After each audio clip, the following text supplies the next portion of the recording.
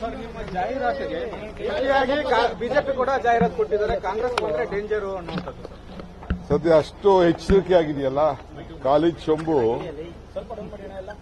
ಚೊಂಬು ಇಟ್ಕೊಂಡು ಗೌರವಾನ್ವಿತ ದೇವೇಗೌಡರು ಪ್ರೈಮ್ ಮಿನಿಸ್ಟರ್ಗೆ ನೀವು ಚೊಂಬು ಕೊಟ್ಬಿಟ್ರಿ, ನಿಮ್ಮಿಂದ ನಮ್ಗಿಂತ ಅನ್ಯಾಯ ಆಯಿತು, ಈಗ ನೋಡಿ ನಮಗೆ ಮಾತಾಡಕ್ಕೆ ಶಕ್ತಿನೇ ಇಲ್ಲ ಅಂತೇಳಿ ದೇವೇಗೌಡರು ಪ್ರೈಮ್ ಮಿನಿಸ್ಟರ್ಗೆ ಹೇಳ್ತಾ ಇದ್ದಾರೆ.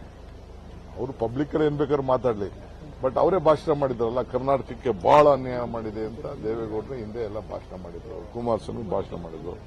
ಸೊ ಚೊಂಬನ ಹೇಳ್ತಾ ಇದ್ದಾರೆ. ನಾವು ಪ್ರಶ್ನೆ ಕೇಳಿದ್ದೀವಿ, ಜಾಹೀರಾತು ಕೊಡ್ಲಿ, ಸಂತೋಷ. ಜನ ಎರಡನ್ನು ಯೋಚನೆ ಮಾಡೋಷ್ಟು ಶಕ್ತಿ, ಪ್ರಜ್ಞೆ ನಮ್ಮ ನಾಗರಿಕರಿಗಿದೆ. ಚೊಂಬಲ್ ಬಂದಿದೆಯಲ್ಲ 15 ಲಕ್ಷ ರೂಪಾಯಿ ಎಲ್ಲರ ಅಕೌಂಟ್ಗೂ ಹೋಯ್ತಾ ಇಲ್ಲ ಅಂತ ನಾನು ಕೇಳ್ತಾ ಇದ್ದೀನಿ, ಸಿದ್ದರಾಮಯ್ಯನವರು ಕೇಳ್ತಾ ಇದ್ದಾರೆ, ನಮ್ಮ ಕಾಂಗ್ರೆಸ್ ಲೀಡರ್ಗಳು ಕೇಳ್ತಾ ಇದ್ದಾರೆ. ಅದಕ್ಕೆ ಫಸ್ಟ್ ಉತ್ತರ ಕೊಡ್ಲಿ, ಏನು ಉದ್ಯೋಗ ಕೊಟ್ಟಿದ್ದೀನಿ, ಏನು ಮಾಡಿದ್ದೀನಿ ಅಂತ ಫಸ್ಟ್ ಉದ್ಯೋಗ ಕೊಡ್ಲಿ. ಅದು ಉದ್ಯೋಗ ಇರ್ಬೋದು, ಏನು ಮಾತು ಕೊಟ್ಟಿದ್ರು ಆ ಮಾತು ಖಾಲಿ ಚಂಪ್ ತಾನೆ. ಕರ್ನಾಟಕ ರಾಜ್ಯಕ್ಕೆ ಖಾಲಿ ಚಂಪ್ ಕೊಟ್ಟಿದ್ದಾರಲ್ಲ, ಅದು ಕೇಳಿದೀವಿ, ಇರೋ ಸತ್ಯ.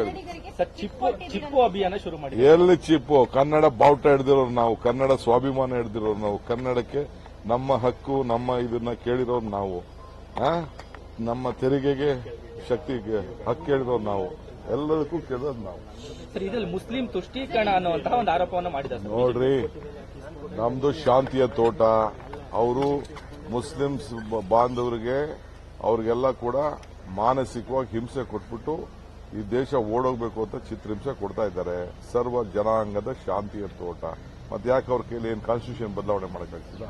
ಸಂವಿಧಾನದಲ್ಲಿ ಎಲ್ಲರಿಗೂ. But at no point of time any criminal activity ನಾವು ಎನ್ಕರೇಜ್ ಮಾಡೋದಿಲ್ಲ, ಯಾರಿಗೂ ಅವಕಾಶ ಕೊಡೋದಿಲ್ಲ. ಶಾಂತಿಯಿಂದ ಈ ರಾಜ್ಯ ಇದೆ, ಶಾಂತಿಯಿಂದ ನಾವು ನಡ್ಸ್ಕೊಂಡು ಹೋಗ್ತೀವಿ.